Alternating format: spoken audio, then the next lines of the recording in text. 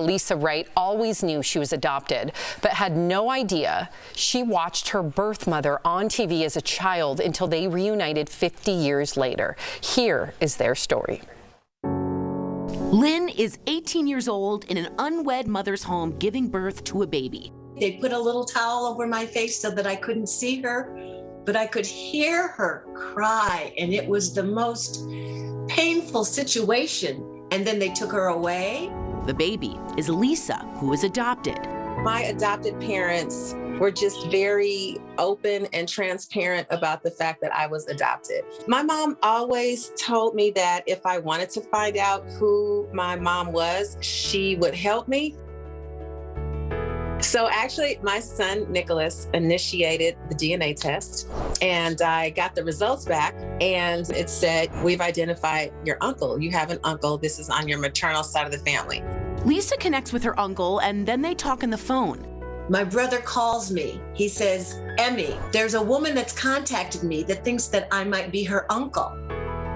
And I said, oh my God, it's her, it's her. And so he said, well, wait a minute, let me find out some more information. So he said, just tell me about yourself. And as soon as I said my birthday, he just went, oh, and I didn't know what that meant. So I kept on talking. He just said, you know what, let me just stop you. He said, listen, you're my niece. I said, how do you know? And he goes, well, because I know when my sister had a baby. So at that moment, I'm, sweating and crying and like, oh my goodness, I can't believe this is happening. Lisa's uncle calls Lynne back. And he said, Emmy, she was born December 10th, 1964, and she is your daughter. And when he said those words, those were the first time that I'd heard those words. Finally, I said, well, what's my mom's name? And then he goes, yeah, her name's Lynne Moody. So I'm at my desk, so I Google it. I had the moment of, wait a minute, I watched her growing up on TV. Oh my goodness. Oh my gosh. We're all in tears. Join us now to tell us more about their story, Lynne Moody and Lisa Wright. Welcome to DBS. Wow. I just wanted to say welcome. This story is near and dear to my heart for a time that I don't have time to get into. But I have to know, and I think I'm speaking for the audience here, what show were you watching where you were like, am I watching my mom? Well, wait for it. The show is called That's My Mama. Wow. And that's and during that time, that show was must-watch TV. Like that was our version of must-watch TV, and it was amazing. I watched her every week, and who knew? God. Who knew? I could have never dreamt that up in about a million years, ever. In Judaism, we call that bashert. It was meant to be. Yeah. So Lynne, yes, after it was confirmed, Lynne, that Lisa was your daughter, you gave her a call. And I just want to, if you could paint a picture about that very first conversation. How terrified were you? Yes. When my brother gave me the phone number, he said she was at work and she was going to call me.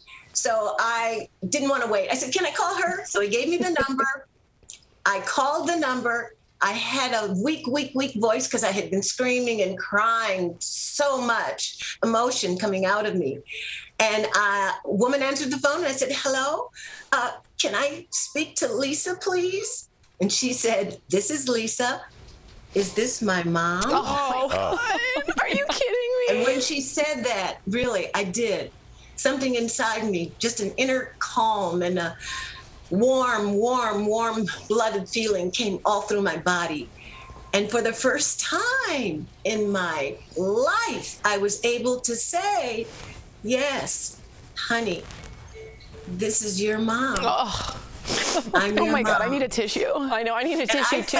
I know. I felt that I was able to say that at that time. It was just the most beautiful gift, the most beautiful experience. It made everything worthwhile. That moment of reconnection made all the pain, all the loneliness, all of it so worthwhile. I'm so happy that you two found one another.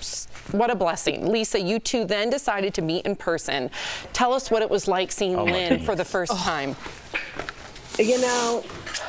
I'm driving to her house, and prior to when I first saw that picture pop up, the first thing that I thought was, oh my goodness, this is who I look like. Yeah. Because I grew up not looking like anybody around me, and everybody else around me looked like each other. So it was just every day was a constant reminder, that, I don't look like anyone. So that was such a huge thing for me. So I'm the very next day, I'm driving to see my mom for the first time, and I'm nervous. I grab baby pictures of me, and I'm grabbing photo albums and whatnot, and figuring out what am I going to wear. It's like I'm going on a date or something. It's ridiculous, right? And so I'm nervous, and I'm driving up the hill, and my son's on the phone with me, FaceTiming, because he's in another state, and so he wants to be in the moment as well. And I'm driving up the hill, and I see this pretty lady coming out in the street, and she's waving me, come here, come here. And I'm like, oh my God, Nicholas, it's her. And I just kind of pull over in probably the worst way ever. And I get out of the car, and we just start hugging each other. And my poor son, we're FaceTiming, but all he saw was the back of my mom's shoulder. But her and I, we hug, and then we step back and look, and then we hug, and then we step back and look. And we're doing this in the middle of the street. Lynne and Lisa, I hate to interrupt. We have to go. Oh my gosh, I could get a whole hour with you. It was so great having you on the show today. Thank you for sharing this inspiring story with us. We'll be right back. Audience is in tears. Oh my goodness.